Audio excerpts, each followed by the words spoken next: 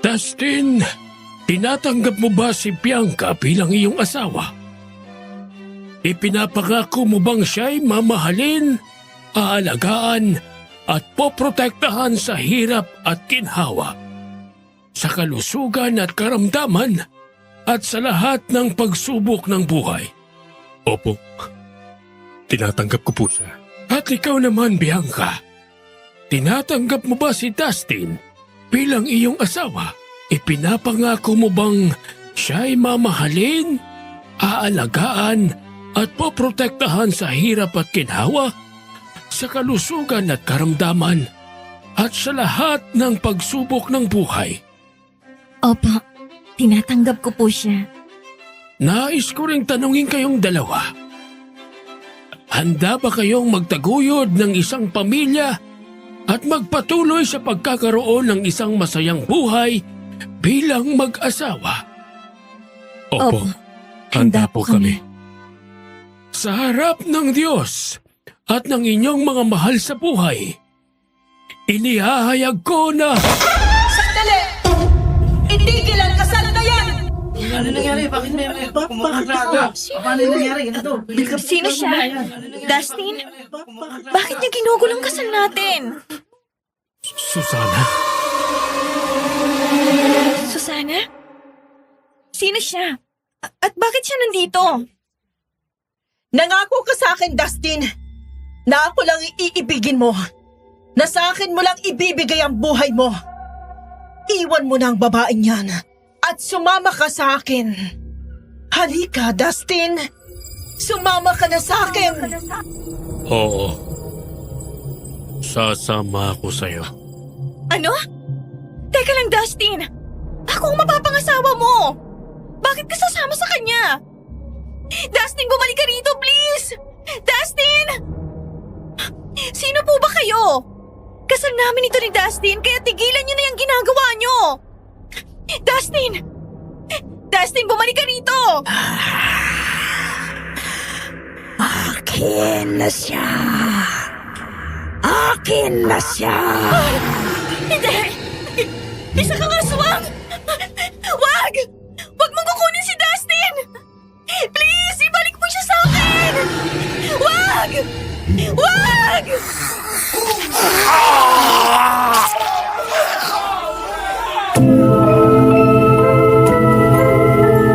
Kumusta po mga kakwentong takip-silim?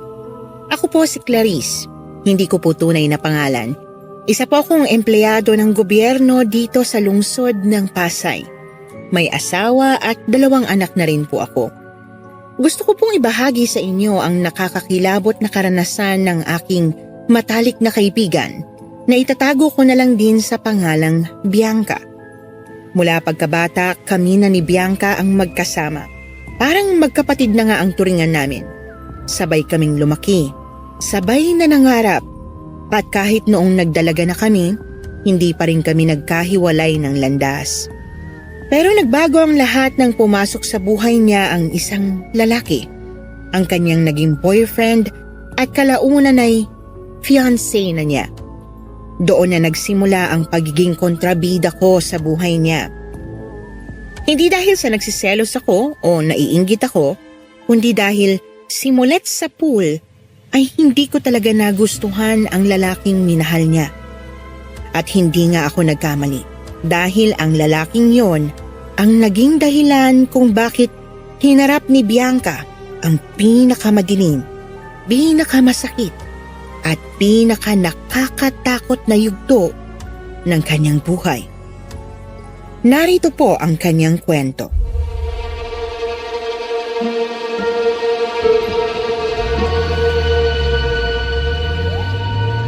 Ano? Hindi na naman makakapunta yung fiancé mo? Girl, sabi mo nga sa akin, papakasalan ka ba niya talaga? Eh mukhang walang ka-effort. Di ka malang masamahan sa pag-aasikaso ng kasal niyo. Mukhang tayo pa nga ikakasal dahil ako na lang palagi kasama mo. Ano ka ba naman? Valid naman yung reason ni Dustin Alam mo naman na na-promote siya sa trabaho, di ba? Kaya palagi siyang may emergency meeting sa opisina nila. Hindi naman porket hindi niya ako sinasamahan, wala na siyang pakialam sa kasal namin. Ako pa rin ang priority niya, kaya wag mo naman masyadong dinadown ang fiancé ko. Ang OA mo, girl! Sorry ha kung naapakan kong pagka-love team nyo ha. Pero hindi ka pa nakakahalata, girl. Ilang beses na bang emergency meeting ang dahilan niya? Lahat ng meeting, nasasakto sa gown fitting, food tasting, sa venue inspection. Di ba dapat kayo ang magkasama sa lahat ng yon? Tapos dito sa pag-aasikaso ng wedding invitations, emergency meeting pa rin ang dahilan niya? Ano yun? Nagkataon lang? Ikaw kasi masyado kang mabait. Aaminin ko, minsan nagtatampo ako sa kanya. Pero masama bang unawain ko siya?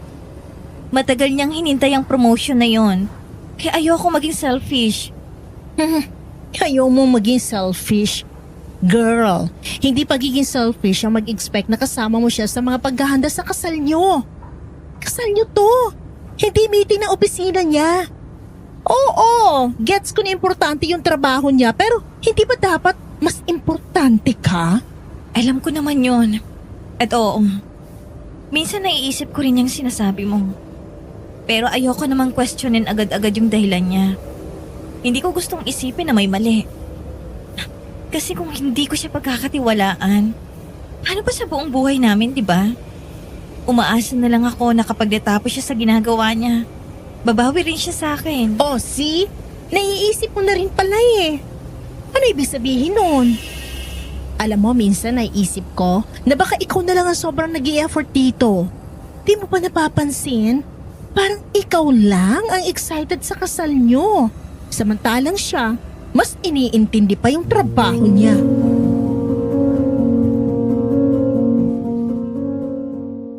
Napansin ko na panandaliang hindi nakasagot si Bianca, Miss Anne. Nakita ko rin na napakagatlabi siya. Pagkatapos ay saka lamang itinuloy ang pagsasalita.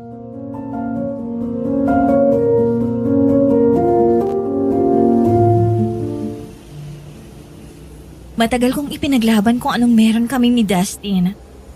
Pero kung ako na lang ang may hawak sa relasyon naming dalawa, worth it pa ba? Yan ang tanong na ikaw lang makasasagot, girl. Pero bilang kaibigan mo, ayoko lang na sa huli ikaw ang masasakdan dahil sa taong hindi ka kayang sabayan. You deserve someone na present. Hindi lang financially, kundi emotionally, physically, lahat-lahat. Thank you, girl. Alam ko, sinasabi mo lang yan kasi mahal mo ako bilang best friend mo. Pero mahal ko si Dustin. Hindi ganun kadaling talikurin yung taong pinangarap mong makasama habang buhay. Sabi na nga ba eh. Ang ending ng pag-uusap na to, ang fiancé mo pa rin ang panalo. Ay naku girl, sabunutan mo na lang ako ha. Pero kapag nakita ko yung Dustin na yan, ngangaw-ngawang ko talaga siya. Hindi kanya dapat hinayaan na mag-isa mag-asikaso sa kasal nyo, no? Hindi dapat palaging ikaw ang nag-a-adjust. Hoy, ano ka ba? Huwag mo naman siyang masyadong talakan ha. Kahit ganun ang mokong na yun, mahal na mahal ko yun. Kaya nga naniniwala ako eh, na marami ang nagpapakatanga sa pag-ibig dahil isa ka na ron. Loka-loka. Bago pa kita sabunutan dyan, nakapag-leave ka na ba sa trabaho mo? Ba, 5 araw kang mananatili sa bahay, di ba? Gusto ko, 5 araw bago ang kasal namin ni Justin, nandun ka na at tinutulungan mo kami sa mga kailangang ayusin. At saka wag mong kalimutang ikaw ang maid of honor ko. At hindi ko rin nakakalimutan na makakasama ko sa bahay niyong lalaking yon at yung epal niyang best friend. Naiisip ko pa lang na ilang araw ko makikita ang pagmumukha ng mapapangasawa mo at ang epal niyang kaibigan eh. Nanginginig na talagang kalamnad ko. Clarice naman, ikakasal na ako oh. Please, maging masaya ka na lang sa akin. At saka ilang araw ko lang naman magtitiis eh. Pagbigyan mo na ako. Ano pa nga ba? Kung di lang kita mahal eh, hindi ako pupunta sa kasal mo. Kung hindi rin ako naiiyakin na tita at tito, ay sa mismong araw na ng kasal mo ako magpapakita at hindi ako papayag na manatili sa bahay nyo. Kaya labs na labs din kita eh. Kahit ang arte-arte mo at palagi kang nagre-reklamo. Alam kong ikaw pa rin ang unang mag-aasikaso sa akin sa araw ng kasal ko. Ikaw ang magpapakalma sa akin kapag kinakabahan ako. At sigurado ako, ikaw din ang unang iiyak kapag nakita mo ako nakasuot na ng wedding gown. Excuse me. Hindi ako iiyak. Kaya huwag kang assuming. Ay nako Clarice, ang drama at ang arte mo talaga. Pero thank you talaga ha. Sa pakikinig, sa suporta, sa lahat. Hindi ko alam kung kakayanin ko to kung wala ka.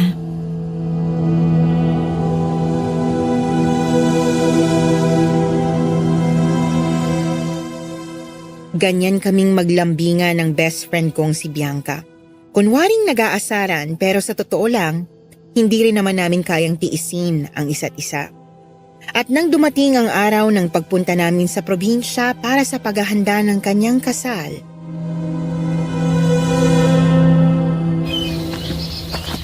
Sa wakas!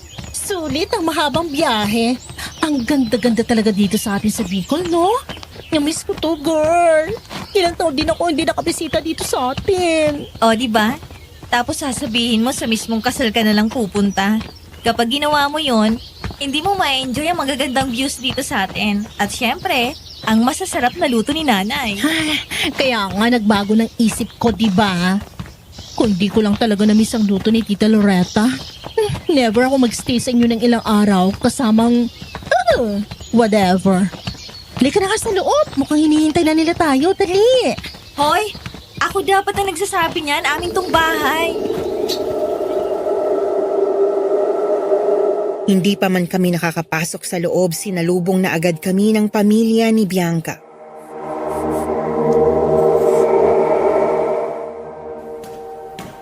O anak, mabuti naman at dumating na kayo. Kumusta ka, Clarice? Ilang taon din kitang hindi nakita. Na-miss ko ang kakulitan mong bata ka pa. Eto po, Tito. Mas lala akong gumanda. Mas maganda pa nga ako si kakasal eh. Namiss ko rin po kayong lahat. Alam niyo naman po, mula nang graduate kami ni Bianca, nagpunta agad kami sa syudad para magtrabaho. Medyo busy rin po kaya bira na ako makauwi dito sa atin. Ang nanay at tatay mo, bakit hindi nyo pa isinama rito, ha? Susunod na lang po sila sa mismong araw ng kasal, tita. Marami rin po kasi silang inaasikaso sa negosyo nila dun eh. Kumusta naman ang negosyo nila sa syudad?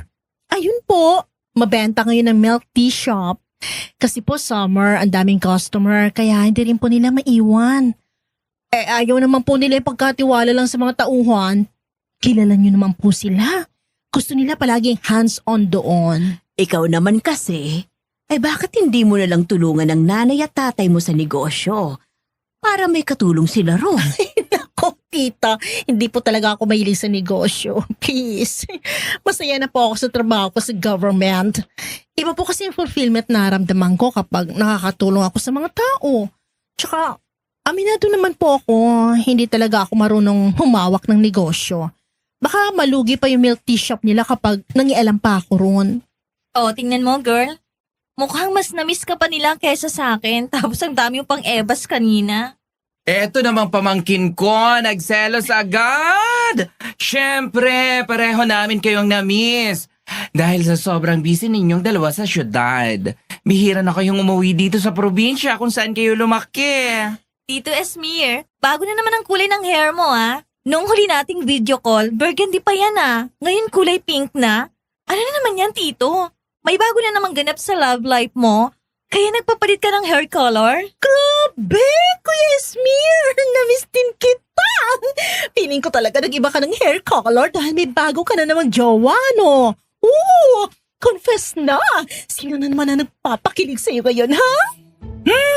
Kung sabunutan ko kayong dalawa, ilang beses ko bang sasabihin na huwag ninyo akong tatawaging tito o kuya? Nangingilabot ako, ano? Tita o ate ang itawag nyo sa akin.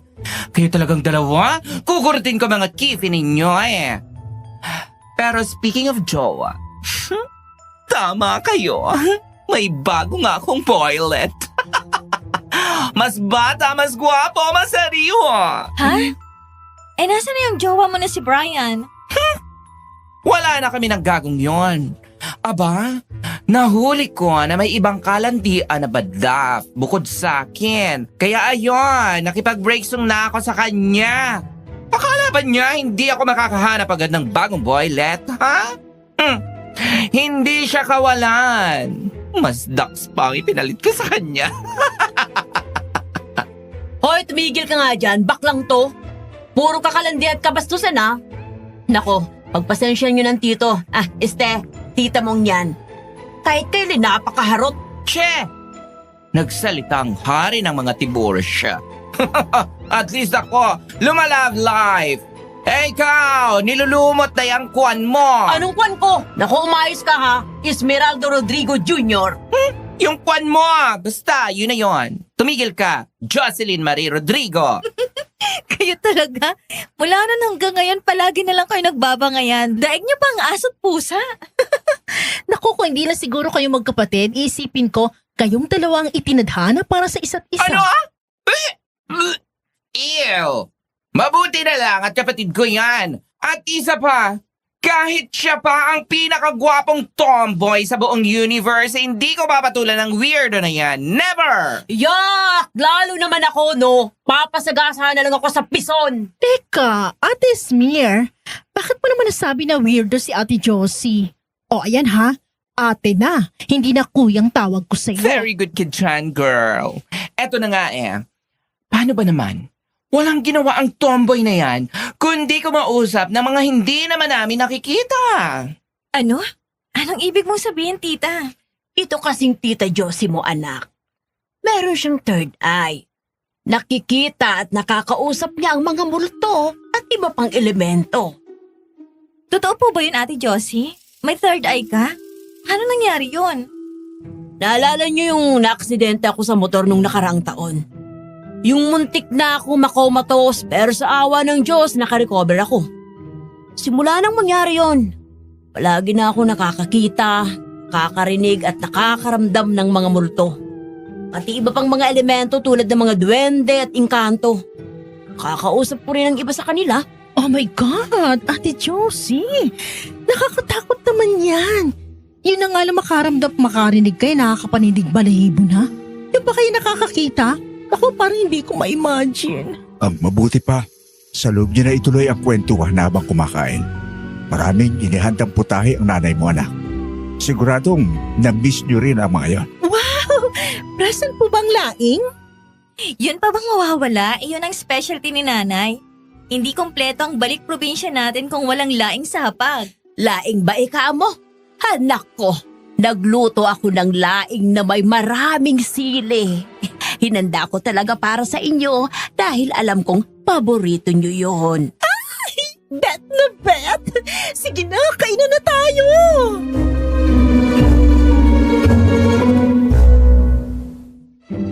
Tulad ng inaasahan, napakasarap ng mga nilutong pagkain ni Tita Loretta.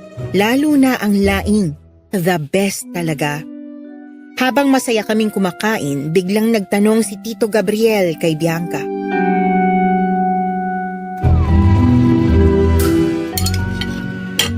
Anak, si Dustin. Kailan naman ang punta niya dito? Bakit hindi pa siya sumabay sa inyo? Susunod na lang daw po siya, Itay. May importante raw po kasi siyang meeting sa opisina nila. As usual, meeting na naman. Wala nang katapusang meeting. Tumahimik ka nga dyan. Nag-text po siya. Ang sabi niya mamayang hapon daw po ang dating niya. Sure ako. Magti-text ulit yan sa'yo mamaya at sasabihin, hindi pa siya makakarating kasi may meeting ulit siya bukas. Che, ikaw talaga. Napaka-nega mong babae ka. Bakit mo naman nasabi yun, Clarice? Palagi bang walang time ang magpapangasawa nitong pamangkin ko sa kanya? Oh, galing na mismo kay Ate Smear ha? Girl, wala akong kasalanan dyan. Anong ibig mong sabihin, Clarice? Bianca, may problema ba kayo ni Dustin? Naku, wag niyo pong pansinin ang babaeng yan. Numero unong basher at hater yan ni Dustin, kaya ganyan yan. Sigurado ba kayo, anak, na wala kayong problema ng fiancé mo? Tandaan mo, ikakasal na kayo. Kung meron man kayong hindi pagkakaunawaan, kailangan niyong maayos yan. Bakit, anak? May hindi ka ba sinasabi sa amin ng nanay mo? Kung may problema, mas mabuting pag-usapan na natin ito. Ngayon pa lang, Wala po, Itay. Maayos naman po kami ni Dustin. Wala pong problema. Ito lang pong si Clarice ang kontrabida sa amin eh. May iba ako. Ituloy natin yung tungkol sa third eye ni Tita Josie. So nakakausap mo talaga ang mga multo at mga nilalang ng dilim? Hindi ka ba natatakot, Tita? Oo nga, Ate Josie. Nakakatakot na nga kapag nakakita ka ng multo sa horror movies, di ba? Sa totoong buhay pa kaya? Noong una, natatakot din ako. Pero nasanay na rin ako sa kalaunan. Natutunan kong i-handle ang takot ko. Nang magkaroon ako ng third eye, naging mas malinaw sa akin yung lahat na hindi lahat ng multo at mga nilalang ng dilim ay masama. May iba sa kanila na nagpapakita at nagpaparamdam dahil gusto nilang magbigay ng gabay at tulong sa mga tao. Hay nako, alam nyo ba, dahil sa pagkakaroon niya ng third eye na yan, kung ano-ano rin ang napapanaginipan niya. Tulad sa nakaraang gabi, napanaginipan daw niya ang fiancé mo, pamangkin, aba! Nagsisisigaw pa nga ang gaga habang nananaginip. Ha? Napanaginipan mo si Dustin, Tita? Ano ka ba naman, Esmer? Napakadaldal mo talaga kahit kailan. Hindi na sana kailangang malaman pa ng pamangkin mo ang napanaginipan ni Josie. Teka, ano bang napanaginipan mo tungkol kay Dustin, Tita? Sabihin mo sa akin, please. Miss Anne, nagkatinginan kaming lahat at pinakiramdaman kung sino ang unang magsasalita. Hanggang sa nagsalita na si Ate Josie. Ganito kasi yun, Bianca. Napanaginipan ko ang fiancé mo. Nasa isang madilim na lugar siya nang bigla siyang hilahin ng isang anino na humawak sa kanyang kamay at hinatak siya palayo. Hindi lang siya nakita ko roon. Nakita rin kita roon, Bianca. Umiiyak ka habang hinahabol mo siya. Pero hindi mo siya mahabol kasi pilit siyang isinasama ng anino sa kung saan. Ano? Anino? Ano naman ang ibig sabihin nun, Tita? Sinubukan kong kausapin yung anino. Tinanong ko kung bakit niya isinasama ang fiancé mo. At ang sagot niya, sa akin siya. Sa akin lang siya. Takot na takot nga ako paggising ko eh. Baka may hindi magandang nangyari sa kanya.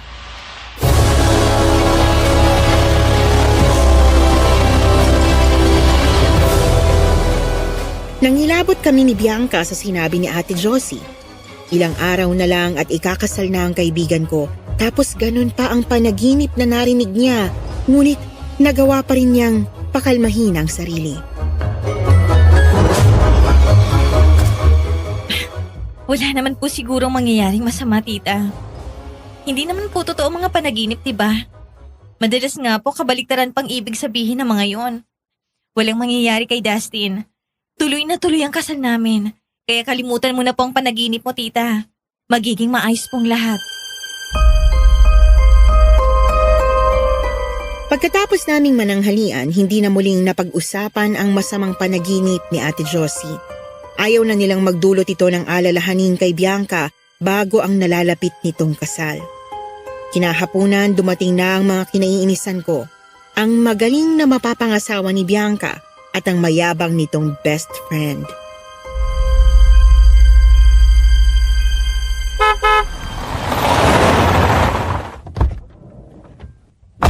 Nay!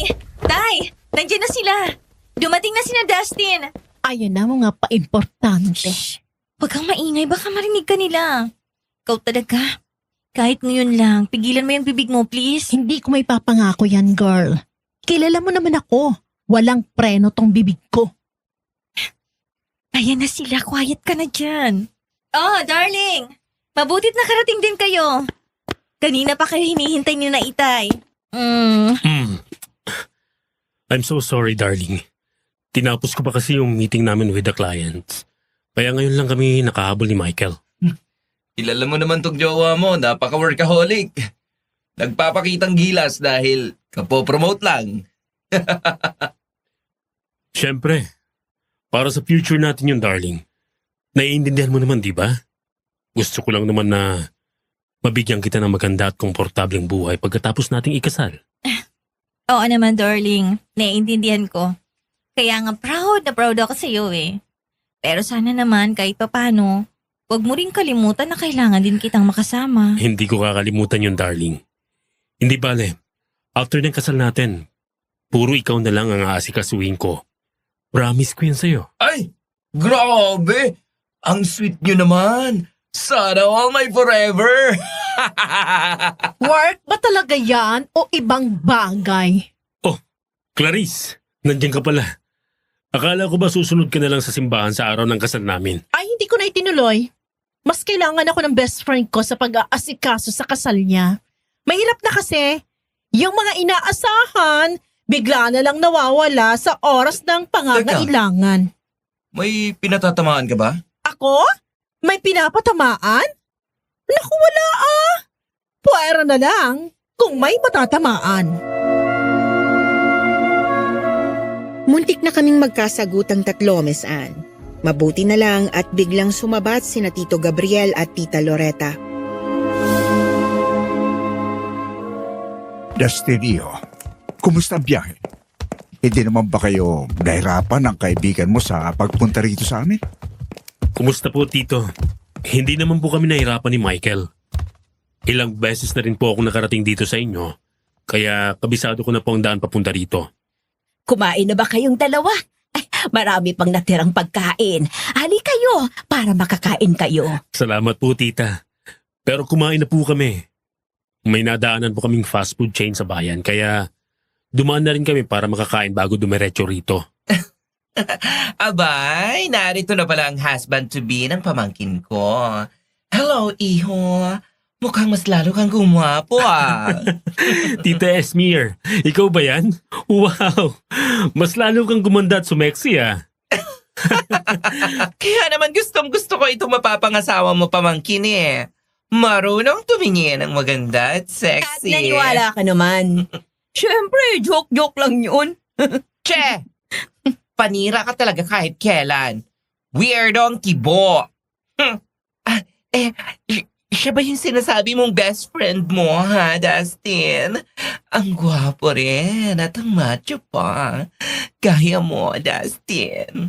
Hello po. Ako po si Michael, best friend nitong si Dustin. Bata pa lang po kami. Magkaibigan na kami ng tukmol na to eh.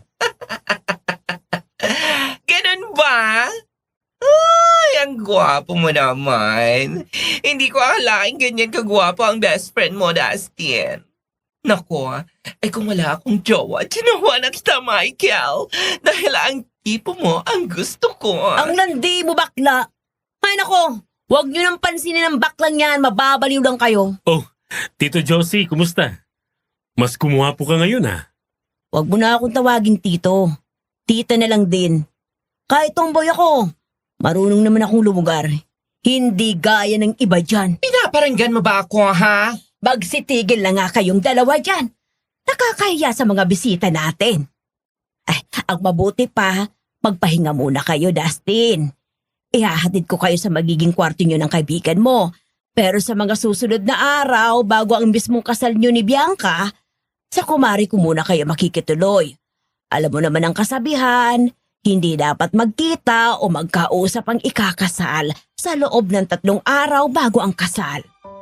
Ngayon palang nalulungkot na ako, darling eh. Bawal pala tayong magkita ng 3 araw. Kung ganun, bakit mo pa ako pinapunta ng maaga rito?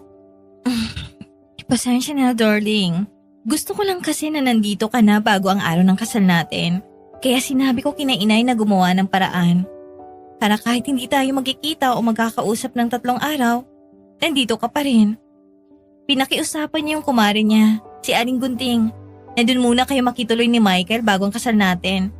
Di bale, may ilang araw pa naman tayo na magkakasama rito sa bahay. Ay, salamat. 3 araw ko palang di makikita mga pagmumukha.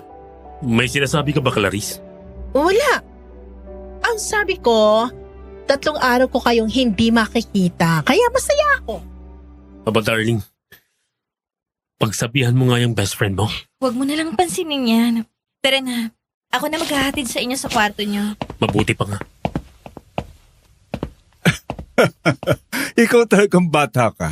Ang laki talaga ng galit mo sa mapapangasawa ng best friend mo. Hay nako, Tito. Kung alam mo lang, walang ka-effort yung lalaking yun sa anak nyo. Pabayaan mo naman si Bianca na siya na mag-aasikaso sa kasal nila. Tapos siya, puro meeting ang iniintindi.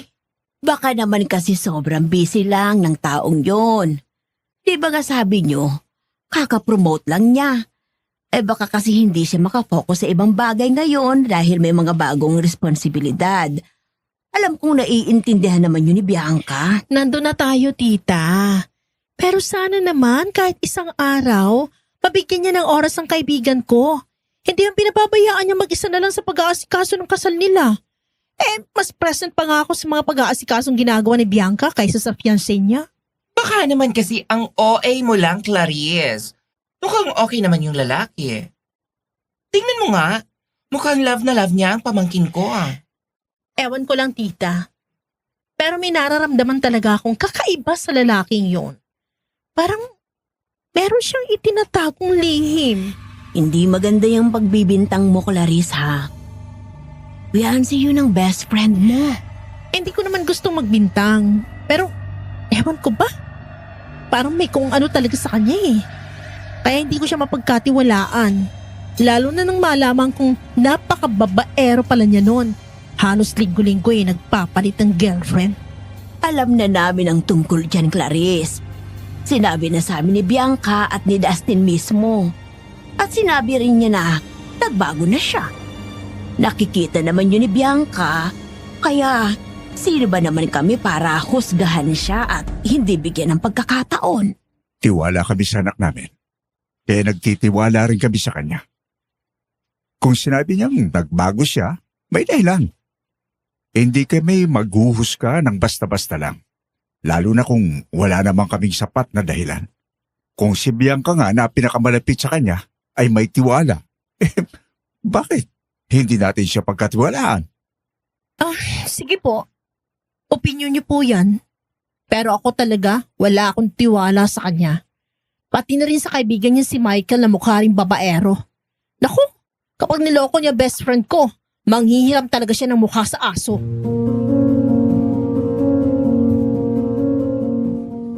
Nasa ganun kaming tagpo nang may mapansin si Ate Esmir kay Ate Josie. Oh, bakit natulala ka na dyan? Huwag mong sabihin nakakakita ka na naman ng multo. May nakita kasi akong aninong dumaan sa harap natin eh. Ang bilis, parang hangin. Ate Josie, bakit ka ba nananakot? Ano ka ba naman, Josie?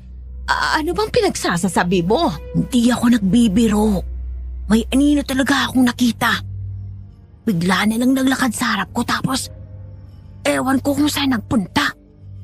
Bigla tuloy akong kinabahan. Naalala ko yung napanaginipan ko. Alam mo, Josie, baka namamalikmata ka lang. Kanina pa kami dito. Wala naman kaming nakitang anino na dumaan. Tinatakot mo lang ang sarili mo, Josie. Tigilan mo na muna yung nakikita mo. At natatakot itong si Clarice.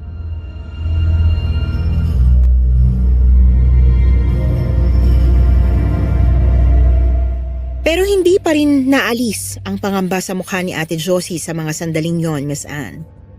Palingalinga pa rin ang mga mata niya sa loob ng bahay. Tila hinahanap pa rin ang dumaang anino. Saka siya tumigil nang wala na talaga siyang napansin na kakaiba sa paligid. Nang sumapit ang gabi habang nasa loob na kami ng kwarto, saka ko ikinuwento kay Bianca ang nakita ni Ate Josie. Ano? May nakita ka mong anino si Tita Josie? Oo, kinilabutan nga ako sa sinabi niya. Hindi ko lang sinabi sa kanila pero may malamig na hangin akong naramdaman kanina, girl. Hindi kaya yung anino na yun ang napanaginipan ni Ate Josie? Yung aninong kumuha sa Huwag ka fiancé naman mo? magsalita ng ganyan. Tinatakot mo rin ako eh. Baka naman wala lang yun. Baka hangin lang talaga yung dumaan. Pero Paano kung totoo nga yung sinabi ni Ate Josie? Paano kung kukunin nga ng anino si Dustin? Hindi ako maniniwala hanggat hindi nakikita ng dalawang mata ko yung anino na sinasabi nyo. Ay nako, bahala ka girl. Basta ako sinabihan na kita ah. Pero kung totoo nga na mayroong nangunguhang anino, sa wakas, mawawala na rin sa landas mo yung Dustin na yan. Ano ka ba? Huwag ka namang ganyan. Para tuloy hinihiling mo na mawala siya. Malulungkot talaga ako kapag nangyari yun, Bes. Hindi ko gusto yung mga sinasabi mong ganyan. Ang mabuti pa matulog na tayo. Maaga pa tayong gigising bukas. Narinig mo yun, girl? Oo. Naririnig ko ang ingay na yun. Ano kaya yun? Doon ang gagaling sa bintana yung pag-angin lang kung ano kaya yun? Nakakatakot naman. Halika, tingnan natin. Buksan natin ang bintana. Nababaliw ka na ba? Paano kung aswang nandiyan sa labas ng bintana? Anong aswang? Naniniwala ka pa rin ba sa mga ganun? Oo naman, no? Naniniwala pa rin ako sa aswang. Sa multo nga at iba pang elemento naniniwala ako. Aswang pa kaya? Sa multo at sa mga elemento, pwede pa akong maniwala. Pero sa aswang, medyo mahirap yatang paniwalaan yan, girl. Wala pa namang napapatunayan na meron talagang ganong creature. At paano mo maipapaliwanag yung pag-angil na yon, ha? Hindi basta hayop lang yun, girl. Aswang yun. Hindi yun aswang. Malamang aso lang ng kapitbahay yung narinig natin. Iba ang tunog ng aso, girl. Sigurado ako hindi yung tunog ng hayop. Sige. Para malaman natin kung ano yon, buksan na natin ang bintana. Halika Pero na. Hindi masasagot ang tanong sa isip natin hanggat hindi natin binubuksan ang bintana.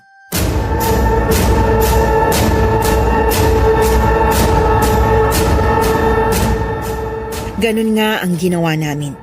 Dahan-dahan naming binuksan ang bintana kahit pareho kaming kinakabahan. Aminin man o hindi ni Bianca, ramdam kong kinakabahan din siya.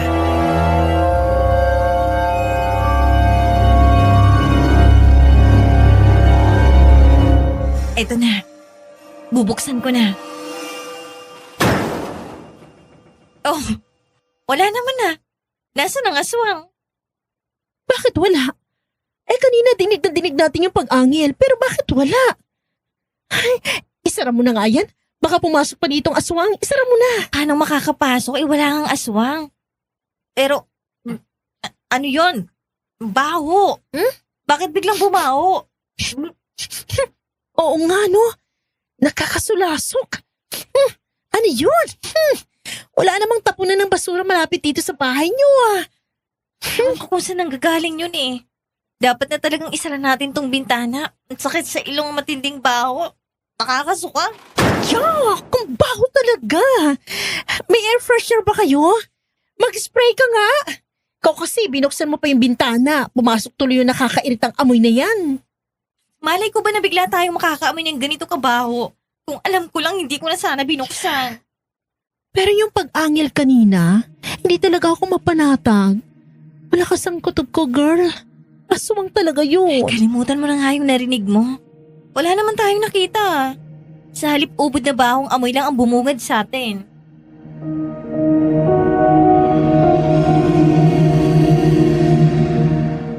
Hindi agad kami nakatulog ni Bianca ng gabing yon kahit pa nawala na ang masangsang na amoy sa kwarto.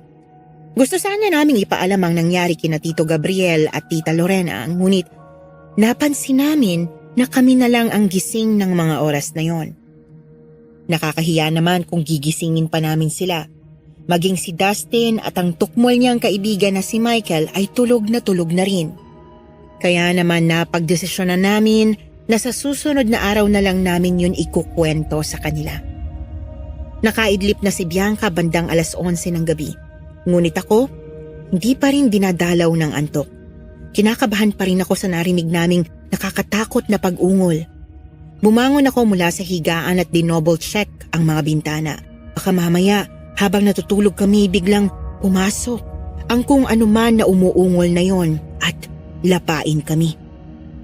Hindi naman nagtagal ay nakatulog na rin ako. Kinaumagahan, naging abala sina Tito, Tita at Ate Josie sa pag-aasikaso ng kasal ni Bianca. Kaya Hindi na namin nasabi sa kanila ang tungkol sa narinig at naamoy namin noong nakaraang gabi. Nang araw ding yon, nagyaya si Bianca na mamasyal kami kasama sina Dustin at Michael. Ayoko sanang sumama dahil sa 2 tukmol pero pinilit niya ako. Mabuti na lang at nagpresenta si Ate Esmer na sasamahan kami. Aba, napakaswerte ninyo at hindi ako masyadong busy ngayon. Kung hindi, ay wala kayong kasama sa paglalamierda ninyo. Nako, salamat talaga tita. Kasi mas kabisado mo itong kakahuyan kaysa sa amin ni Clarice. Oo nga, Ate Esmer. Tsaka para makabanding ka ulit namin itong si Bianca. Binola niyo pa akong dalawa. Kung hindi ko lang kayo loves, hindi ko kayo sasamahan, no? Mabuti na lang at may kasama tayong 2 guwapo at machong mga lalaki. Aminin mo nga, tita. Sumama ka sa amin kasi alam mong kasama si Michael, no? Oy, hindi ha? Bukal sa loob ko pagsama sa inyo. Alam naman ninyo, ako ang pinakamabait na tita ni Bianca. Di ba, pamangkin? Oo naman tita. Walang mas babait pa sa'yo. Teka lang. Bakit sa dinami-rami ng pwedeng pasyalan sa lugar natin? Bakit dito pa sa kakahuyan? Naghahanap pa kayo ng thrill? Wala lang tita. Gusto kasi namin ng mas relax na mood. Yung mga huni lang ng ibon o kuliglig ang maririnig, tapos lagaslas ng tubig dun sa may batis. Ang peaceful, di ba? Ewan ko ba dyan kay Bianca, ate? Mas gusto pa dito sa masukal na kakahuyan mamasyal. Di na nadala sa nangyari sa amin kagabi. Ha? Ano nangyari sa inyo kagabi? I-chika ninyo na sa akin yan, o na? Ako, tita. May narinig kasi kaming ungol ng kung anong hayop sa labas ng bintana kagabi. Pero nang buksan namin ang bintana, wala naman kami nakita. Tapos biglang umalingasaw yung mabahong amoy na hindi namin alam kung saan ang galing. Parang nabubulok na karne. Talaga? Naku! Kapag ang tita Josie ninyo ang nakarinig at nakaamoy ng ganon, sigurado, kababalaghan na naman ang sasabihin niya. Porke may maligno raw, may aswang at kung ano-ano pa. Eh yun na nga po ang sabi nitong si Clarice na aswang nga raw yung narinig naming umaangil. Dun sa labas ng bintana. Totoo ba yung Clarice? Naniniwala ka pa rin pala sa aswang? Saan ba naiwan ang utak mo at naniniwala ka sa mga kwentong barbero? Aswang? Kalokohan lang ang mga yan. Sinabi mo pa pare, may problema sa pag-iisip ang naniniwala sa mga ganon. Wala kayong pakialam kung naniniwala man ako sa swang. Paniniwala ko yun. Walang basagan ng trip. At isa pa, matinong isip ko ha. Walang problemang utak ko o naiwan to kung saan. Di naman ako tulad ng iba dyan na nagkukunwaring mabait, nagkukunwaring sweet, concern, pero may tinatago naman. Ano? Ulitin mo nga yung sinabi mo, Clarice. Ay, wala akong kailangang ulitin. Nasabi ko na ang nasabi ko. Period. Pwede ba? Tumahimik kayo. Dito pa talaga kayo mag-aaway? Ito ang best friend mo ang pagsabihan mo. Kapag hindi siya tumigil, baka kung ano pang magawa ko. Yang kaibigan mo, Bianca, walang ibang ginawa kundi magparinig sa amin ni Dustin. Aba, kayong dalawa nga unang nagparinig dyan eh. Hay nako, best. Sinabi ko na sa'yo. Hindi talaga kami pwedeng pagsamay ng fiancé mo at ang tukmol niyang best friend. Siguradong magkugulo ang mundo mo. Pwede ba? Wag na kayong mag-aaway. Ikakasal na itong pamangkin ko. Mag-aaway-aaway pa kayo? Ang mabuti pa, bumalik na tayo sa bahay. Magpapabili ako ng halo-halo para lumamig ang mga ulo ninyo.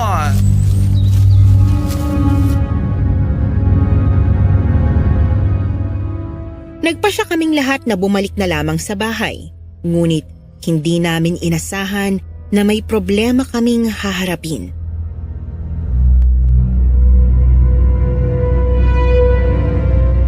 Teka, ilang beses na nating nadaanan itong puno ng akasya na ito, ha? 3 beses na! Oo nga, tita. At saka itong malaking bato na to. 3 beses na rin nating nadaanan kanina yan eh. Ibig bang sabihin ito? Naliligaw tayo? Hindi kaya naiingkanto tayo, tita? Pinaglalaruan tayo ng mga ingkanto kaya pabalik-balik tayo sa mga lugar na nadaanan na natin. Ibig bang sabihin, hindi na tayo makakabalik? Shit naman! Paano na yan? Anong gagawin natin? Huwag kayong mag-panic, guys. Baka naman talaga naliligaw lang tayo. Namali lang siguro tayo ng daan. Imposible, tita. Kabisado mo itong kakahuyan. Kaya hindi dapat tayo naliligaw. Pwera na lang kung Naiingkanto talaga tayo. ano nang gagawin natin. Ha? Ano yun? Parang mabangis na hayop. Diyos ko, ganyan na ganyan yung narinig namin pag-angil kagabi. Oo nga. Yan yun. Yung nakakakilabot na ungol. Di kayo mabangis na asong gubat yan?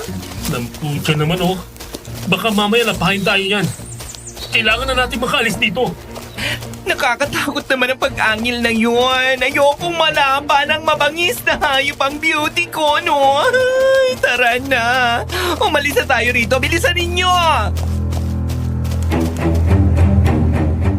Sa sobrang takot, napilitan kaming tumakbo palabas ng kakahuyan. Ang totoo, hindi na nga namin alam kung saan kami papunta. Basta takbo lang kami ng takbo para makalayo sa kung anuman ang umaangil na yon.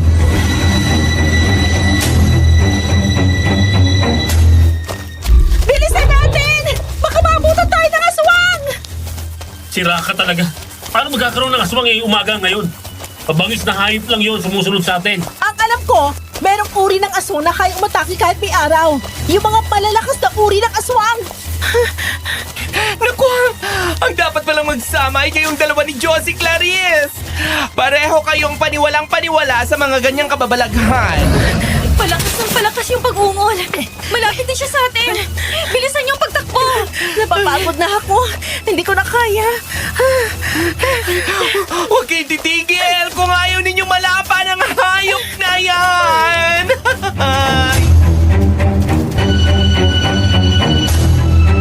Ngunit sadyang mabilis ang nilalang na humahabol sa amin. Hanggang sa... Anong klaseng hayop yan? Impacto! Lalapit sa amin! Pagkatapos noon, wala na akong naalala sa mga sumunod na nangyari. Nawalan ako ng malay matapos mahulog sa isang mababaw na hukay. Nagkamalay na lamang ako nang marinig ko ang isang pamilyar na boses. Girl! Girl, gising! Gumising ka, uy! Anong nangyari? Nasaan na yung humahabol sa atin? Hindi ko rin alam eh. Nadulas ako at nagpagulong-gulong pababa rito sa hukay. Tapos nawalan ako ng malay. Pagkagising ko, wala na yung humahabol sa atin tapos nakita nga kita. Wala ka ring malay. Nasaan na kaya yung iba? Nasaan na si Dustin? Hindi ko rin alam kung nasaan na yung iba. Ngayon lang ako nakakita ng ganoon. Yun bang aswang na sinasabi mo? Oo, aswang yun. Nakakatakot yung nanlilisik niya mga mata. Tapos may mahahabang pangil sa bibig at mahaba rin ang kuko. Takot na takot din ako kanina. Para siyang isang malaking unggoy na maraming itim na balahibo sa katawan. Ay, Diyos ko! Hindi kaya may kinalaman ng nilalang na yon sa pagkawala ni na Dustin? Ano kayang ginawa niya sa kanila? Baka mamaya, nilapan na ng impaktong yun si na Dustin. Huwag ka umiyak. Hahanapin natin sila. Baka nandito lang din sila.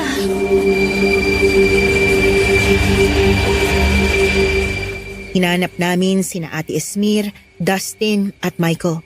Nagbabakasakaling makita namin sila sa paligid. Maya-maya, may narinig kaming mahinang ungol mula sa hindi kalayuan.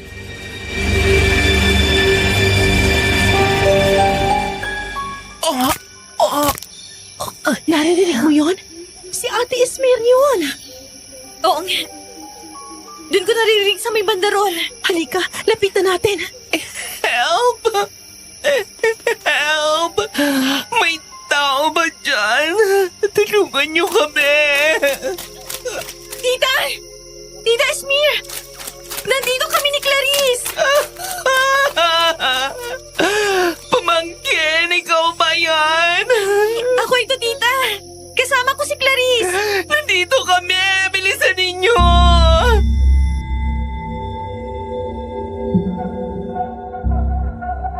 Miss Anne, nang lapitan namin ng pinagmumula ng boses, nakita namin doon sina Ate Esmer na nakahandusay sa lupa. Hirap makabangon si Ate Esmer. Habang sina Dustin at Michael ay wala pa ring malay.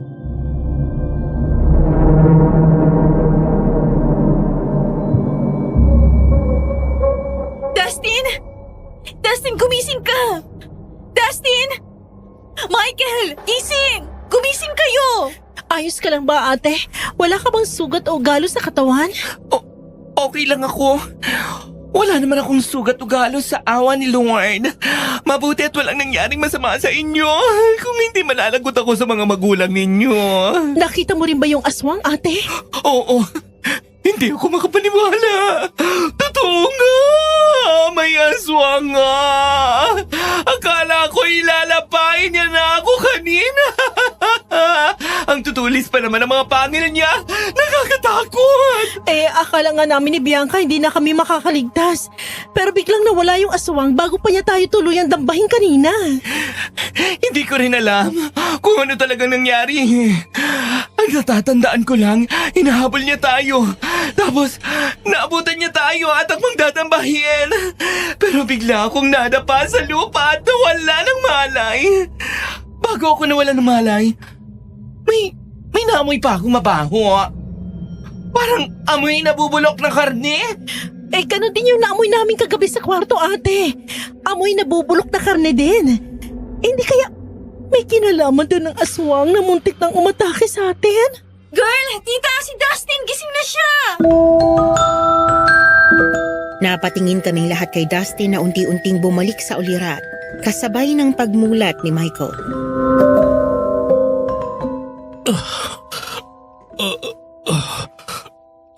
Sakit ng ulo ko. Anong nangyari? Nasaan na yung halimaw? Yung umahabol sa atin. Wala na siya. Nawalan din kami ng malay ni Clarice at pagising namin wala na yung aswang. Tama si Clarice, meron ngang aswang. At yun ang nakita natin kanina. Okay ka lang ba, darling? Nasaktan ka rin ba? Oo, ayos lang ako. Ikaw, teka, may sugat ka sa batok. Ay, Diyos ko. Nang madapa kasi si Tita Esmer, nadapa na rin kami ni Michael. Tumama yung batok ko sa isang matulis na bato. Kaya siguro ako nagkasugat. Mabutit hindi sa ulang tama mo. Halika na. Kailangan na nating makabalik sa bahay para magamot yung sugat mo. Michael, bumangon ka na rin dyan. Bilisan mo. Tita Esmer, ayos ka lang ba? Okay lang ako, pamangkin. Mabuti pa, umalis na tayo rito bago pa bumalik ang aswang na yun. Ilang minuto lang nakalabas na agad kami sa kakahuyan at nakauwi sa bahay ni na Bianca. Laking pagtataka namin dahil madali kaming nakaalis doon. Samantalang kanina pa kami paikot-ikot at 3 beses na nagpapabalik-balik sa parehong daan.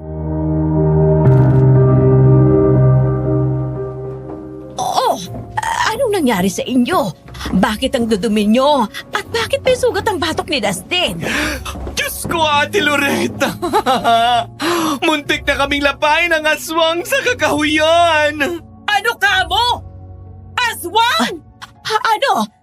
Ano pa itong sinasabi ng tita mo, anak? Pauwi na po sana kami, Nay. Kaso parang naengkanto po kami kanina sa kakahuyan.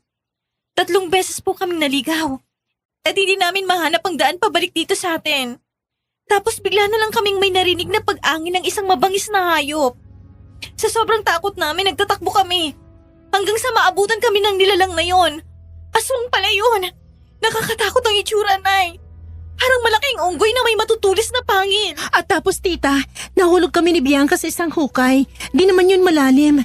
Nawalan kami ng malay at pagmulat namin, wala nang aswang. Akala pa nga namin may masama itong ginawa kina Ate Esmer. Pero buti na lang wala.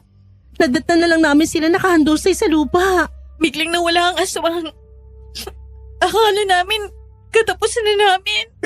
Bakit naman kasi doon nyo pa naisip na sa kakahuyan mamasyal? Di ba delikado ron? Mabuti na lang talaga at walang masamang nangyari sa inyo. Ang akala po kasi namin walang magiging problema sa pagpunta namin dun eh. Hindi naman po namin alam na may aswang pala sa kakahuyan. Tito, tita, yung aswang po na muntik nang umatake sa amin sa kakahuyan. Narinig po namin yung kagabi sa labas ng bintana sa kwarto ni Bianca. Ano? Totoo ba yun, anak? Totoo po yun, Nay. Kagabi po, nakarinig kami ng pag-ungol ng aswang. Tapos nakaamoy kami ng amoy na parang nabubulok na kung ano. Yun po sana yung gusto namin sabihin sa inyo kanina, kaso busy po kayo. Ang sabi ninyo, ilang beses kayong naligaw kanina sa kakahuyan. Parang naengkanto kayo, tama ba? Tama ka, Ate Josie. Akala nga namin ni Bianca na hindi na kami makakabalik dito eh. Parang may nangihila sa amin pabalik sa mga daan na nadaanan na namin.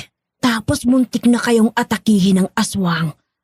At nakaamoy pa kayo ng mabaho. Oo, tita. Ngayon lang talaga ako nakakita ng ganong nilalang. Nakakakilabot. Tapos yung mabaho na naamoy namin ni Clarice sa kwarto kagabi.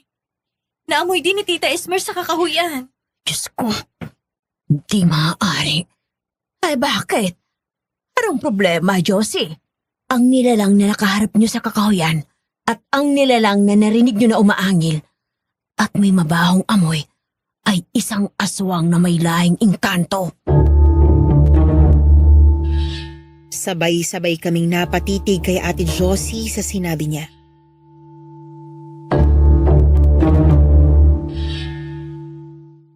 Aswang na engkanto? Meron bang ganon? Kalokohan yan. Imposibleng maging aswang ang engkanto. At engkanto maging aswang? Posible yun. May mga aswang na may lahing engkanto. May mga aswang na nagkakaroon ng anak sa engkanto o engkanto na nagkakaroon ng anak sa aswang.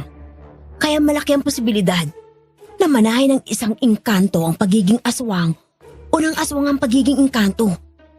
Posible rin na ang aswang ay dating engkanto o sinumpa o nadunggis na ng kasamaan kaya nag-evolve sila bilang ganong klase ng nilalang. Diyos ko, anong gagawin natin? Baka mamaya ay guluhin tayo ng aswang na engkanto na yun. Kailangan nating maglagay ng mga protection sa loob at labas nitong bahay para hindi siya makapasok. Maglagay kayo ng asin sa bawat sulok ng bahay at idikit ninyo sa pinto at mga bintana itong kopya ng inorasyon ng dasal na ginawa ko. Sabi ko na nga ba't may dahilan kung bakit bigla akong naisip na gumawa ng dasal na may orasyon. Inorasyon ng dasal? Mula nang nagbukas ang third eye ng tiyahin mong yan, kung ano-ano nang ginagawa niyang dasal. Pagkatapos ay gumagawa rin siya ng orasyon para rito. Hindi naman akong gumagawa ng dasal. Tinutulungan ako ng mga mababait na elemento sa paggawa nito. Tinuturuan din nila ako sa paggawa ng orasyon para sa dasal. At ang pinakamabisa sa lahat ng itinuro nila ay ang inorasyon ng dasal na pangontra sa mga aswang. Di ko akalain na mapapakinabangan ang kaweirdohan mo, Tiborcia. Kung aswang nga talaga yun, ano pang hinihintay mo? Gumawa ka na ng dasal para hindi makalapit sa atin yung impaktong yun. Akong bahala. Hindi siya makakalapit dito. Pinayuhan kami ni Ate Josie na wag muna kaming lalabas lahat ng bahay sa araw na yon. Litong-lito talaga kami sa mga nangyayari. Ako, si Bianca, ang dalawang tukmol, pati na si Ate Esmer. Hindi pa rin kami makapaniwala na biglang ginulo ng isang aswang ang tahimik naming buhay. Pero paano ang kasal? Hindi ako papayag na hindi matutuloy ang kasal namin ni Dustin. Tuloy pa rin naman ang kasal niyo ni Dustin, anak. Huwag kang mag-alala. Hindi na kayo guguluhin ng aswang na yon. Gagawa ng paraan si Tita Josie mo. Pero Loretta, gaano ba kasigurado na may magagawa nga si Josie? Hindi ba't mas mainam na pumunta tayo sa albularyo at humingi ng tulong? May tiwala ko sa kapatid ko, Gabriel. Naalala mo yung dasal na ginawa niya para sa anak ni Mang Danny na nililigawan ng itim na engkanto? Effective yung inorasyon ng dasal na isinulat niya sa pinto ng bahay nila. Mula noon, hindi na ginambala ng itim na engkanto yung anak niyang dalaga. Oo, natatandaan ko yun, ate. Kaya nga, nang lubayan ng engkanto ang anak ni Mang Danny, lumipat sila sa Maynila para doon na manirahan. Kaya malaki ang tiwala ko kay Josie na mapapaalis niya rito ang aswang na yon. Ang astig pala talaga ni Ate Josie. Hindi lang siya nakakakita, nakakarinig at nakakaramdam ng mga multo at mga elemento. Nakakagawa din siya ng mga dasal na pangontra. Winner ngayon ang kapatid kong diborsya, ha? Ay naku, siguraduhin niya na hindi tayo gagambalain ng aswang na yon. Kung hindi, ay hindi ako believe sa kanya. Ikaw talaga, tita. Suportahan mo na lang kasi si Ate Josie at huwag ka ng bitter dyan. Okay, fine. Habang nasa ganon kaming tagpo, wala kaming kaalam-alam na may seryosong pinag-uusapan na pala sina Dustin at Michael. Paano ba yan, pre? Mukhang hindi tayo makakagala ngayon. Hindi raw tayo pwedeng lumabas dahil dun sa aswang. Nakakabwisit nga eh. Mabubulilyaso pa yata yung pakikipagkita natin sa mga nakilala nating babae sa bayan nung papunta tayo rito. Hindi pwede yun. Nakapangako na tayo sa kanila. Kailangan natin makagawa ng paraan para makatakas dito. Huwag kang magalala. Pupuslit tayo mamaya kapag abalan na sila. Ano man sila magagawa kapag umalis tayo eh. Eh di magdahilan na lang tayo mamaya kapag nagtanong sila kung saan tayo nagpunta. Diyan akong bilib sa'yo, pare. Kahit ikakasal ka na, nakakapambabae ka pa rin. Niloko mo pa si Bianca. Sabi mo may importante kang meeting sa opisina. Kaya hindi mo siya nasamahan sa pag-aasikaso ng kasal ninyo. Pero ang totoo, kasama mong nagmot-mot yung babaeng nakilala mo sa bar nung nakaraang linggo. Grabe ka. Hindi ka pa rin talaga nagbago. Pare, kailangan ko na itong sulitin. Dahil kapag nakatali na ako kay Bianca, mahihirapan na ako makapang-chicks. Kaya idol kita eh. Pero, taga saan kaya rito yung mga nakilala nating babae, no? Grabe, ang gaganda at ang sexy. Lalo na si Susana. Mukhang patay na patay sa'yo. Kailangan ko munang matikman ng babaeng yan bago ako ikasal. Sasamantalahin ko ang pagkahumaling niya sa akin.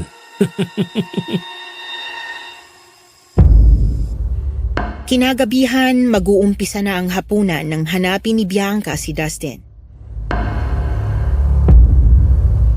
Dustin! Dustin! Michael, nasan si Dustin? Kanina ko pa nga hinahanap eh. Nakaidlip kasi ako sa kwarto. Pagising ko, wala na siya. Hindi ko alam kung saan nagpunta. Nasaan kayang lalaking yun? Ni hindi man lang nagpaalam kung saan pupunta. Di ba sinabi ko, wala munang lalabas ng bahay? Nasa paligid lang ang aswang. Nag-aaba ng tamang oras para umatake. Hindi pa ako tapos sa pag-oorasyon ng dasal. Huwag muna kayong lalabas hanggat hindi ito tapos. Diyos ko. Dustin, saan ka ba nagpunta? Alam mo namang delikado eh. Lalabas na sana kami para hanapin si Dustin nang bigla siyang dumating. Dustin naman! Saan ka ba nang galing? Di bang bilin sa atin ni Tita Josie, wala munang lalabas ng bahay? Saan ka ba kasi nagpunta, bata ka? Kanina pa nag-aalala sa'yo ang anak ko. Para saan ka ba galing? Kinabahan kami sa'yo ah. Nagpahangin lang po ako sa labas. Medyo mainit kasi kanina eh. Naglakad-lakad lang po ako. Pasensya na po kung pinag-alala ko kayo. Ay nako, sa susunod magpapaalam ka ha? Kinabahan ako. Akala ko kinuha ka na ng aswang. Dustin, kapag sinabing walang lalabas, wala munang lalabas. Kung gusto mong matuloy ang kasal ninyo ni Bianca, sumunod ka sa mga bilin sa'yo. Naiintindihan mo ba, iho? Sige po, pasensya na. Nagpahangin lang talaga ako sa labas. Hindi na po mauulit.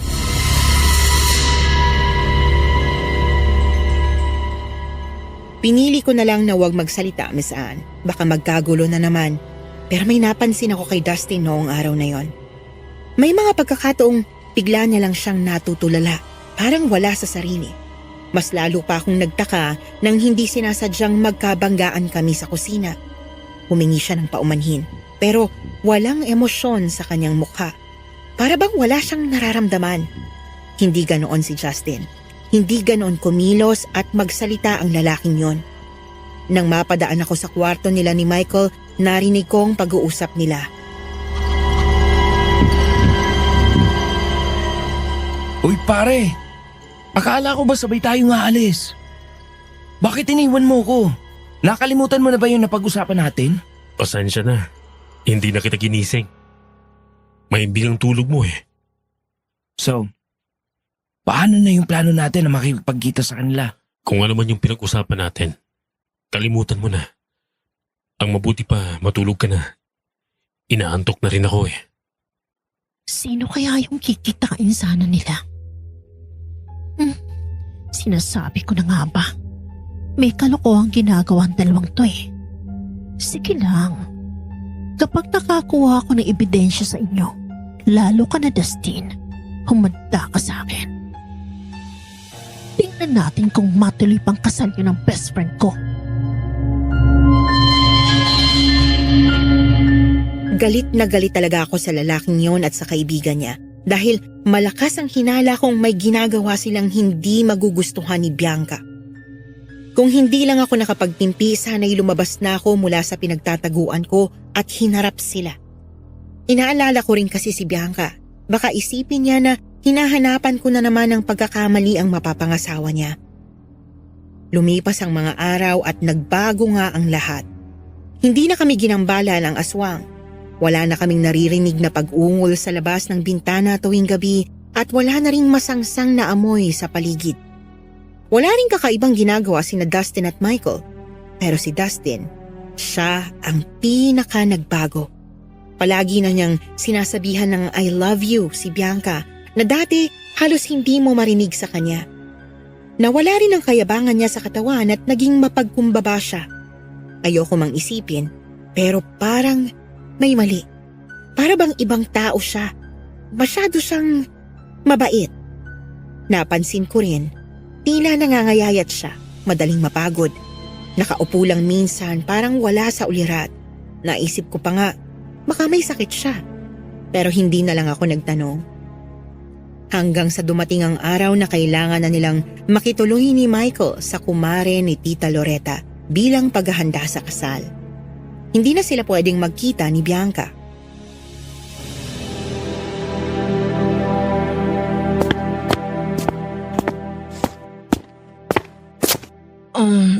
Dustin, halika muna.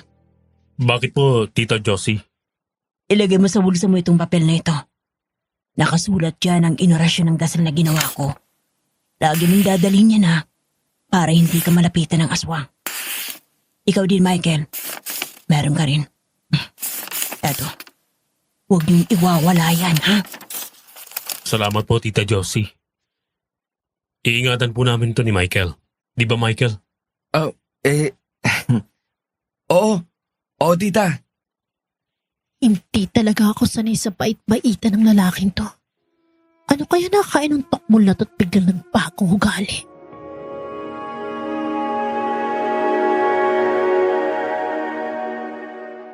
Mabilis na lumipas ang ilang araw at sumapit na nga ang kasal ng best friend ko. Handa na ang lahat. Napakaganda ng wedding gown na suot ni Bianca. Para sa kanya, yun ang pinaka-espesyal na araw ng kanyang buhay. Ang araw na ikakasal siya sa lalaking pinakamamahal niya.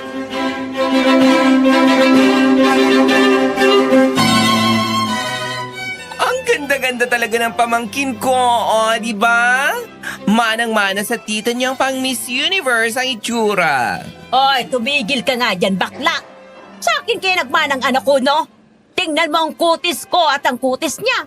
Hindi ba't pareho kaming mestiza? Yung kaartihan niya, yon ang namanan niya sa'yo. Napakaganda mo, girl! Ikaw na yata ang pinakamagandang bride na nakita ko. Thank you, Bes. Ito ng pinakamasayang araw ng buhay ko. Alam mo naman kung gaano ko to katagal hinintay, di ba? Noon pa man, gusto ko nang maikasal kami ni Dustin. Ito nang katuparan ng pangarap na yon. Pero teka, nasa na ba ang groom? Nandiyan ang mga magulang ni Dustin, pati si Michael. Di ba dapat siyang mauuna dito sa simbahan? Bakit wala pa siya?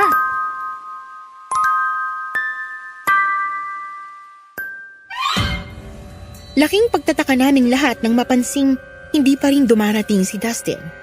Kinakabahan at nag-aalala na rin si Bianca kaya tinanong niya si Michael kung nasaan na ang kaibigan nito.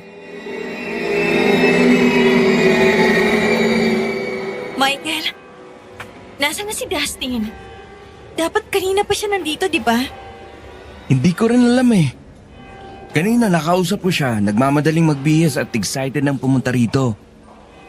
Nagtataka nga rin ako kung bakit wala pa siya rito sa simbahan eh. Nasa na nga siya? Ano ba naman tong si Dustin? Hanggang sa kasal ba naman namin, paghihintayin pa rin niya ako? Sa sobrang kaba at pag-aalala ay iiyak na sana si Bianca. Ngunit Pigilan mo na yung pag-iyak mo. Nandiyan na mapapangasawa mo. Nandiyan na si Dustin. Talaga, nandiyan na siya.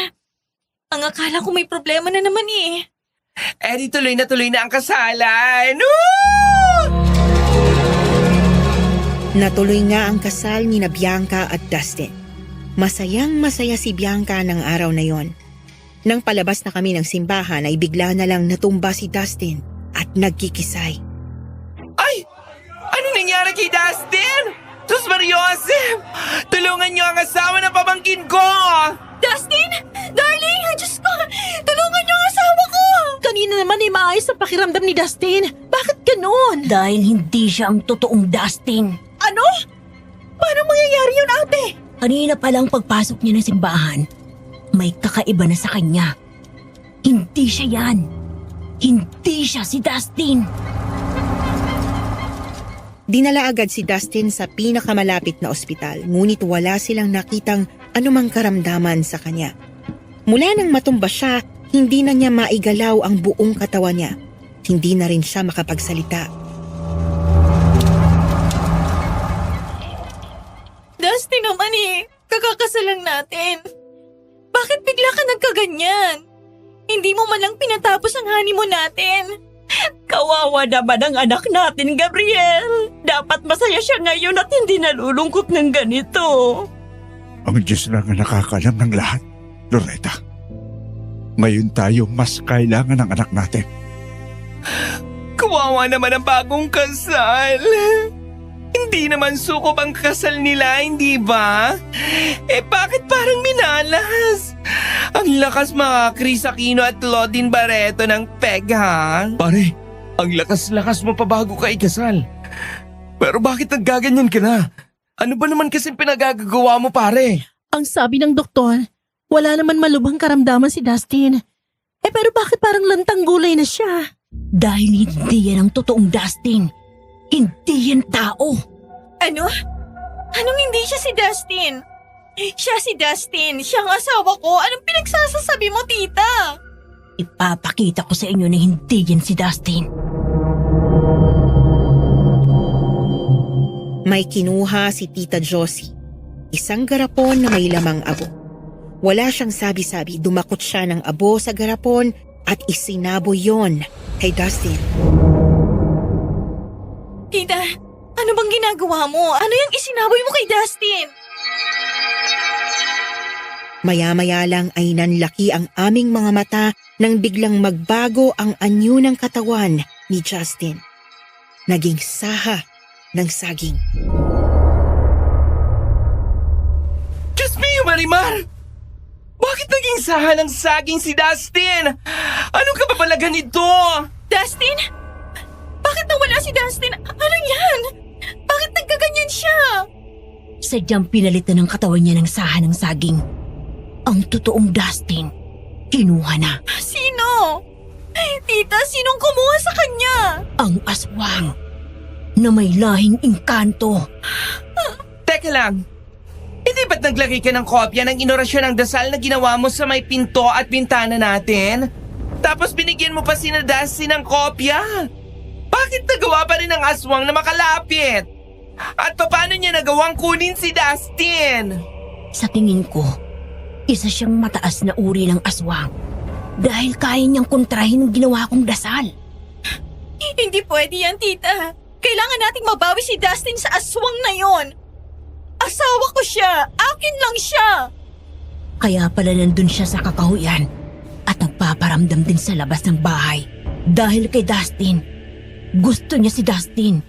Kaya niya ito kinuha. Ang pinagtataka ko lang, bakit si Dustin? Bakit siyang napili ng aswang na yon? Ano bang meron sa kanya? Hindi po kaya may kinalaman sa pagkawala ni Dustin yung mga babaeng nakilala namin sa bayan bago kami pumunta rito? Ano? Mga babae? Parang alam ko na yan. Narinig ko kayo ni Dustin na pinag-uusapan ng tungkol dyan eh. Yung kung tuloy pa ba ang plano nyo na magpakilala? Yun, di ba? Makikipagkilala kayo sa mga babae? Pistado na kayong dalawa. Hindi na kayo nahiya? Lalo na si Dustin? Ang bait-bait sa inyo ng pamilya ni Bianca tapos siya igaganti niyo sa kanya? May alam ka, Clarice? Sorry, Best. Wala akong ideya na pasimpleng ng bababae na pala sila ng kaibigan niya. Malakas ang kutob ko niloloko ka ni Dustin. Kunwari, busy siya sa trabaho pero iba naman palang pinagkakabisihan niya. Totoo ba, Michael? Totoo ba na nambababae pa rin siya kahit ikakasal na kami? Patawanin mo kami, Bianca. Lalo na si Dustin. Ibig sabihin, matagal niya na itong ginagawa? Kahit alam niyang ikakasal na kami? Sabihin mo nga sa akin, Michael, yung mga meeting niya sa opisina, hindi ba totoo yon? Ganito kasi. Totoo ba o hindi lang ang isasagot mo? Magsalita ka, Michael! Totoo ba? Oo. Totoo. Nakikipagkilala at nakikipag-date pa rin siya sa ibang babae. Ang kapal na mukha niyo! Mga manloloko kayo! Inunawa ko lahat. Pati yung hindi niya pagsama sa akin sa pag-aasikaso ng kasal namin. Inintindi ko. Akala ko abala lang talaga siya sa trabaho. Yun pala. Mga walang hiya kayo. Pwede ba, Michael? Ayoko na munang makita ang pamukha mo. Umalis ka rito sa pamamahay namin! Alis! Pasensya na po talaga. Tahan na, anak. Nandito lang kami. Nandito kami para sa'yo. Best, ang mahalagay na alaman mo ng totoo na may ginagawang kalokohan ng asawa mo. Yung pagkuha sa kanya ng aswang, karma niya yun. Kawawa naman ang pamangkin ko. Very bad pala talaga itong si Dustin. Pero, paano yan? Asawa mo na siya. Pero, Ate Josie, paano yun? Hindi na ba talaga mababawi sa aswang na yun ang totoong Dustin? Sa tingin ko, sobrang nagustuhan ng aswang na may lahing engkanto si Dustin. Kaya niya nagawang kunin ang katawan nito para sa kanya. Pag-aari niya na si Dustin ngayon. Hindi na natin mababago ang mga nangyari. Kasal na kayo ni Dustin. Baka naman pwede pang maayos ito. Alam ko kung gaano mo siya kamahal, anak. Hindi nakasagot si Bianca. Tahimik lang siya. Ngunit ang katahimikang yon ay nagsasabing sa kabila ng nangyari, mahal pa rin niya si Dustin. Kung mahal pa rin ni Bianca ang lalaking yon, mayroon pa bang paraan para mabawi natin si Dustin mula sa impaktang yon? Napansin namin na may kinakausap sa hangin si Ate Josie. Tila isang hindi nakikitang presensya. Maya-maya ay may sinabi siya sa amin. Ang sabi sa akin ng mga kaibigan kong elemento, malabo na nating makuha pa ang katawan ni Dustin. Isang makapangyarihang aswang na may lahing engkanto raw ang labis ang pagkagusto sa kanya. Kaya wala na tayong magagawa. Hindi na natin siya maibabalik dito. Sa sinabi ni Ate Josie ay napahagulgol ulit si Bianca. Hindi siya makapaniwala. Hindi pa rin niya matanggap na hindi na niya muling makikita ang asawa niya. Nang sumapit ang gabi, narinig kong nananaginip si Bianca. Umiiyak siya. Tila may kinatatakutan sa panaginip niya. Sino siya? At bakit siya nandito? Bianca? Bianca, gising! Nananaginip ka! Gumising ka! Hindi! Isa kang aswang! Wag! Bianca! Huwag mong kukunin si Dustin! Please! Bianca! Gumising ka! Huwag siya sa akin! Bianca! Wag! Bianca! Buti na lang, nagising ka na. Yung aswang bang napanaginipan mo? Nagpakita siya sa akin sa panaginip. Yung aswang na kumuha kay Dustin, nakita ko siya. Nakakatakot ang itsura niya. Anong itsura niya? Anong itsura ng aswang? Matanda ang itsura niya. Kulubot ang mukha niya. Ang pangalan niya ay Susana. Napanaginipan ko na ikakasal kami ni Dustin. Tapos bigla na lang siyang dumating sa kasal namin. May ginamit siyang kung anong spell kay Dustin. Kaya madali niya itong napasunod sa gusto niya. Isinama niya si Dustin at tapos bigla siyang naging aswang. Yung nakita natin sa kakauyan, yung mukhang unggoy. May pangil at mahabang kuko. Yun ang itsura niya kapag nasaan yung aswang. Ba't niya daw kinuha si Dustin? Wala siyang sinabi kung bakit. Ipaalam natin to kay Ate Josie.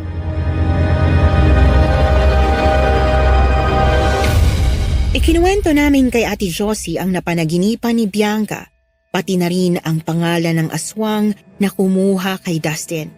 Ang sabi niya ay hihingi raw siya ng tulong sa iba pa niyang mga kaibigang elemento upang malaman namin ang iba pang detalye tungkol sa aswang na yon. Nang sumunod na gabi. Bianca, may elemento na nakakakilala sa aswang na si Susana. Sasanib siya sa akin mamaya para maibigay ang impormasyong alam niya. Nakakatakot naman yan, Josie. Baka mamaya ay mapahamak pa ang mga bata sa gagawin mo, ha? Hindi ko sila ipapahamak. Hindi masamang elemento ang mga kaibigan ko. Makakasiguro kayo na magiging ligtas ang lahat. Sige, tita. Gusto kong malaman ang totoo tungkol sa Susana na yon na kumuha sa asawa ko. Pagkatapos maghapunan, sinimula na agad ni Ate Josie ang ritual para tawagin ang isa sa mga kaibigan niyang elemento. Maya-maya, Miss Anne, sumanib na ito sa kanyang katawan. Tita Josie, ikaw pa ba yan? Hindi ako si Josie. Ako si Pinyok. Isa akong malignong naninirahan sa malalaking puno. Sinabi sa akin ng kaibigan ko na may gusto raw kayong malaman tungkol sa aswang na nagngangalang Susana. Oo, kailangan namin ng tulong mo. Ang sabi ni Ate Josie, matutulungan mo raw kami para malaman ang tungkol sa aswang na kumuha sa asawa ko. Kung umaasa ka pang babalik pa sa'yo ang asawa mo, babae, itigil mo na yan. Hindi mo na siya mababawi mula kay Susana. Bakit? Anong kasalanan ko para kunin niya sa akin si Dustin? Asawa ko siya. Wala siyang karapatang angkinin ng asawa ng may asawa. Si Susana ay isa sa pinakamatandang lahi ng aswang at engkanto sa lugar na to. Isa siyang makapangyarihang nilalang na may mga tagasunod na tulad din niyang aswang na may lahing engkanto ng karamihan ay babae. Kapag nagustuhan niya ang isang lalaki, tiyak na makukuha niya ito. At kapag nakuha niya na, hindi na makakabalik ang lalaking yun sa inyong mundo. Isasama niya na ito sa sarili niyang mundo. Isa pa, ang mga lalaking gustong-gusto niyang kunin ay yung mga babaero, manloloko, at mapang-abuso sa kababaihan. Kaya babae, maswerte ka pa nga dahil hindi ka nababagay sa lalaking yun. Ilang beses kanyang niloko. Tanggapin mo na ang iyong kapalaran.